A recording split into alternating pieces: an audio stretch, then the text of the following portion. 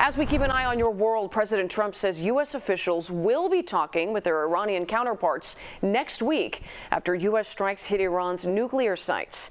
As CBS's Erica Brown tells us, a lot of questions remain about the extent of the damage done to Iran's nuclear program. Tremendous things have been accomplished. President Trump says the U.S. will meet with Iran next week as the fragile ceasefire between Israel and Iran holds for now.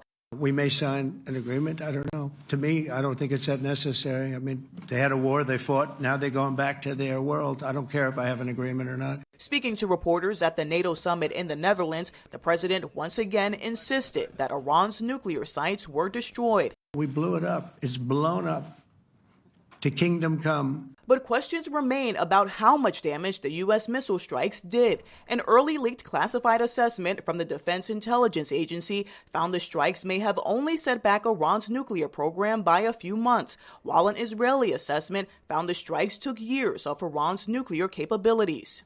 Here on Capitol Hill, senators are hoping to get more details about those U.S. strikes on Iran at a classified briefing set for Thursday. What is the state of those facilities?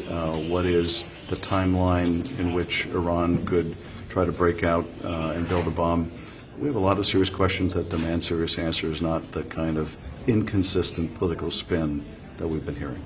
At the NATO summit, all but 2 member nations agreed to dramatically increase defense spending to 5% of their GDP, something President Trump had been pushing for. I want to state here, without President Trump, this would not have happened. The president also met with Ukrainian President Volodymyr Zelensky behind closed doors. Afterward, President Trump, who has been critical of Zelensky in the past, said the Ukrainian leader is fighting a brave battle against Russia. Erica Brown, CBS News, Capitol Hill.